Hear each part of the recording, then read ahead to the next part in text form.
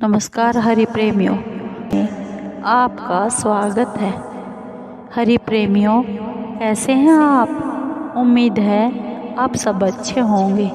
आइए आज का प्रसंग शुरू करते हैं। माघ मास महात्म्य भाग 2। हरि प्रेमियों, वीडियो को अंत तक जरूर देखना। अगर आप चैनल पर नए हैं तो प्लीज़ सब्सक्राइब करें और बेल आइकन को ज़रूर दबाएं ताकि आप तक हमारे सारे नोटिफिकेशन पहुंचते रहे। हरि प्रेमियों, आइए जानते हैं आगे का। माघ मास महात्म्य अध्याय 2। राजा के ऐसे वचन सुनकर तपस्वी कहने लगा कि हे राजन, भगवान सूर्य बहुत ही शीघ्र उदय होने वाले हैं, इसलिए यह समय हमारे लिए स्नान का है, कथा का नहीं। सो आप स्नान करके अपने घर को जाओ और अपने गुरु श्री वशिष्ठ जी से इस महात्म्य को सुनो। इतना कहकर तपस्वी सरोवर में स्नान के लिए चले गए और राजा भी विधि पूर्वक सरोवर में स्नान करके अपने राज्य को लौटा और रनिवास में जाकर तपस्वी की सब कथा रानी को सुनाई। तब सूत जी कहने लगे कि महाराज, राजा ने अपने गुरु वशिष्ठ जी से क्या प्रश्न किया और उन्होंने क्या उत्तर दिया, सो कहिए।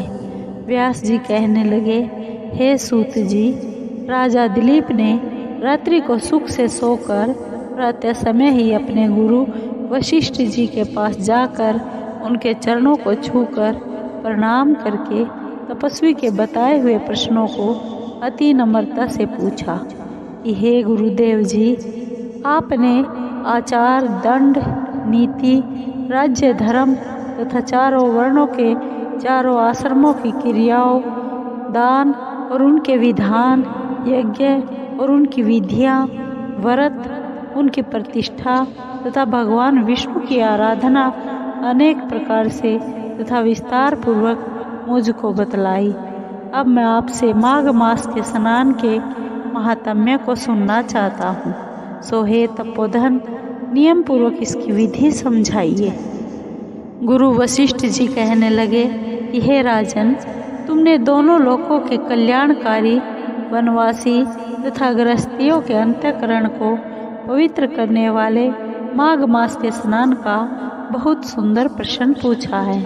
मकर राशि के सूर्य के आने पर माघ मास में स्नान का फल गो, भूमि, तिल, वस्त्र, स्वर्ण, अन्न, घोड़ा आदि दानों तथा चंद्रायण और ब्रह्म कुर्च व्रत आदि से भी अधिक होता है। वैशाख तथा कार्तिक में जप, दान, तप और यज्ञ बहुत फल देने वाले हैं, परंतु माघ मास में इनका फल बहुत ही अधिक होता है। माघ में स्नान करने वाला पुरुष राजा और मुक्ति के मार्ग को जानने वाला होता है। दिव्य दृष्टि वाले महात्माओं ने कहा है कि जो मनुष्य माघ मास में सकाम या भगवान के निमित्त नियम पूर्वक माघ मास में स्नान करता है, वह अंततः फल वाला होता है। उसको शरीर की शुद्धि, प्रीति, ऐश्वर्य तथा चारों प्रकार के फलों की प्राप्ति होती है। अदिति ने 12 वर्ष तक मकर संक्रांति में अन्न त्याग कर स्नान किया। इससे तीनों लोकों को उज्ज्वल करने वाले 12 पुत्र उत्पन्न हुए। माघ में स्नान करने से ही रोहिणी, सुभगा, अरुंधति दानशीलता हुई और इंद्राणी के समान रूपवती होकर प्रसिद्ध हुई। जो माघ मास में स्नान करते हैं तथा देवताओं के पूजन में तत्पर रहते हैं, उनको सुंदर स्थान, हाथी और घोड़ों की सवारी तथा दान को द्रव्य प्राप्त होता है।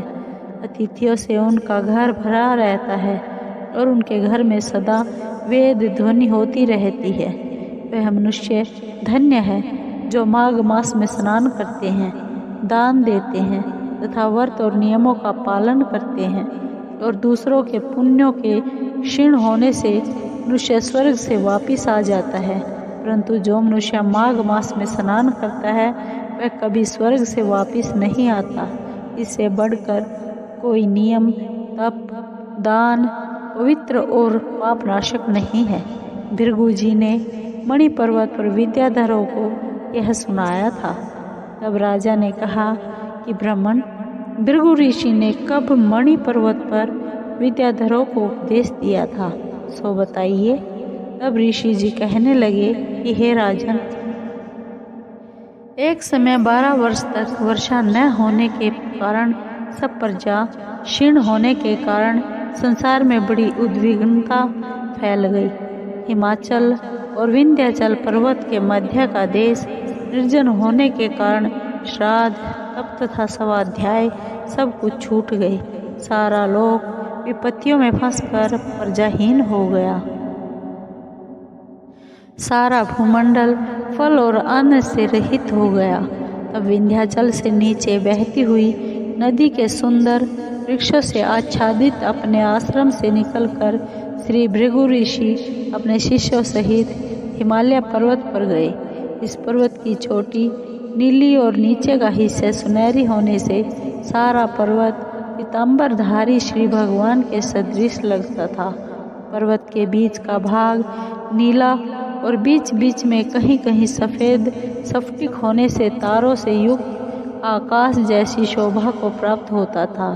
रात्रि के समय वह पर्वत दीपकों की तरह चमकती हुई दिव्य औषधियों से पूरित किसी महल की शोभा को प्राप्त होता था। वह पर्वत शिखाओं पर बांसुरी बजाती और सुंदर गीत गाती हुई किन्नरियों तथा केले के पत्तों की पताकाओं से अत्यंत शोभा को प्राप्त हो रहा था।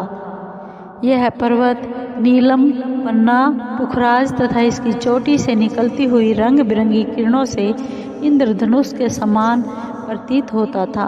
स्वर्ण आदि सब धातुओं से तथा चमकते हुए रत्नों से चारों ओर फैली हुई अग्नि ज्वाला के समान शोभायमान था।